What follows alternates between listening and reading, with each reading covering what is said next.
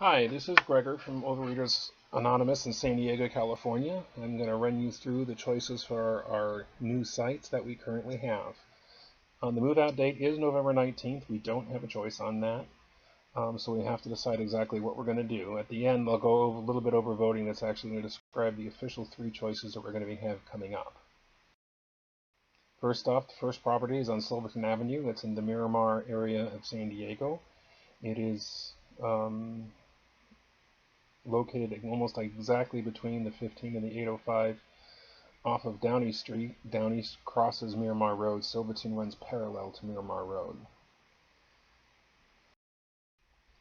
The actual address is pretty close to 7490 Silverton Road. That's not the actual address, but that's one of the buildings in that complex.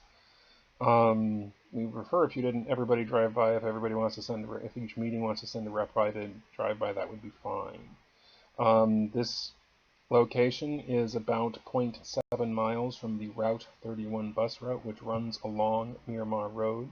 To give you an idea, if you're familiar with the area, right where the golf course ends, if you leave from the 805, right where the golf course ends and the rest of the base starts, that's about to your left and over 2 blocks is where our new office would be if we choose the Silverton property. There's a different look at so you can get a basic idea in relation to the 15 and the 805. Here is the current layout of the floor plan. You don't see any back room. I don't see any exits in the back door. In the back area on this floor plan, there are 2 offices. Both of them are 10 foot by 12 foot. There's a possibility, which is enough for a meeting for say 4 or 5 people maybe. A standard office size. It's not designed for conferencing. We could probably remove that central wall and make it one big long room. There's also, as you see, a coffee station, which is basically a kitchenette without a stove or an oven. There's a space there for a full-size refrigerator. Then there's a handicap bathroom and also a small storage unit. Some reworking of the floor plan may be necessary.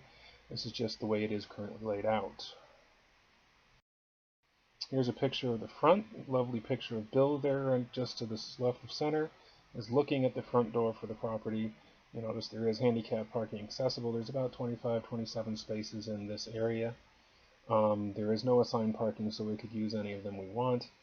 There is an option of on-street parking just outside the driveway, and this complex has several buildings, and each of those parking lots would be accessible by our people.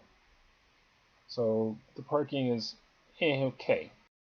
The size of the location is 1,560 square feet. It rents currently at $1.25 a square foot for $19.50 a month. There are additional costs, utilities for starters. We don't currently pay power or water. We will have to pay power, probably some garbage. There is no NNN costs on this common area, which is good. There's also no janitorial facilities. We have to take care of that ourselves. Rent will escalate with subsequent years. The current lease for this location is about 1 year. So one of the options, if you choose to go to Silverton, one of the options is to go ahead and go there and then start looking again for another location in another year. Parking spaces, again, as I mentioned, are not reserved, and there's about 27 of them. That's probably a moderate good parking. There would be need to negotiate improvements. Then there's the Lusk Boulevard property. The actual address here is about 9430 Lusk Boulevard. If you know the area, Sorrento Valley Qualcomm has a building called Building Q, which is a large, colorful building. It has a green round roof on it. And this location is literally right across the street from it. Here's a picture of 6405 Lusk Boulevard, which is across the street and down the street a little bit. We're actually located more right about here. And then there's Lusk. This is another look where you can get an idea of the freeways. There's some, there's Lusk Boulevard actually connects here with Sorrento Valley Road, and that's another way to get there. It'd be pretty easy, or else you could go up, take Mira Mesa Boulevard to Scranton Road, take Scranton, turns into Barnes Canyon, and then turn left and you'd be there.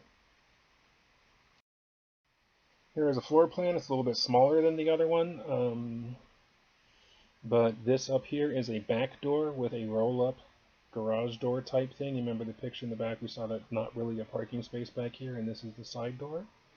Fairly good size office space. Then of course we have the front door.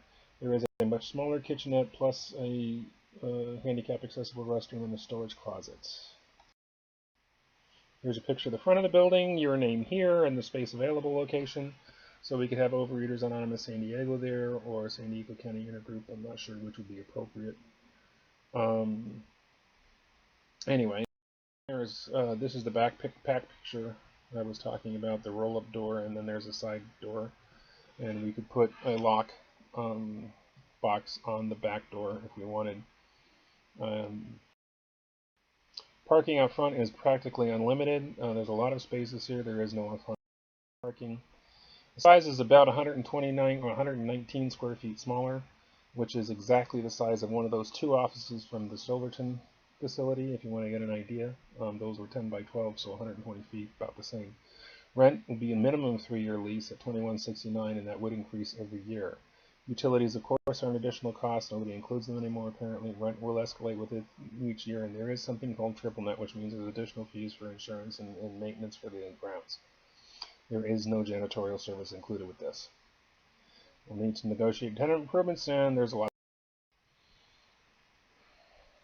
The either and of the above and keep looking is really not an option because that gives us no information.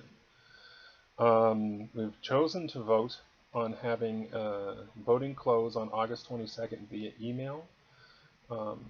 At this recording, about 29 of the 52 meeting groups that have registered emails with us, and I will continue to take that registration of meeting emails up until August 22nd so that you'll have an opportunity to vote. Now, how the vote will work, I will send out to those registered email people for each meeting a PDF file. On that PDF file, there will be 3 links. All the person has to do is click on the link that is appropriate with the vote for the meeting, and that will, on their computer system, that will generate an email. And then all they have to do is put the meeting ID in the body of the email and send it. We're having a special email address created, which we're not going to publicize at all because we only want votes coming into this office. If you accidentally vote twice, don't worry about it. I will take whatever the most recent vote is, and I will delete the other one. If I receive votes for people that are not on the registered intergroup list, as registered at intergroup meetings, then those votes will also be deleted. So, for example, on the PDF file, you'd see Lusk Boulevard in blue. You'd click on a link, it would open an email and say Lusk. Or you could say neither, keep looking, which means our office will close on the 19th. Meetings will need to find new places to be, and we can continue searching for alternatives. So there's our presentation. Please get together with your meetings. Look online and see what options you think are important to you, and come up with one of these 3 decisions. Whatever happens, the intergroup will continue. We will have, we will continue to figure out a way to have meetings. That's what our job is, to make sure there's availability for meetings. So please don't fret about that. What's important here is that we find a place that we can be comfortable and we can continue to carry the message of Overeaters Anonymous to those folks who have not recovered.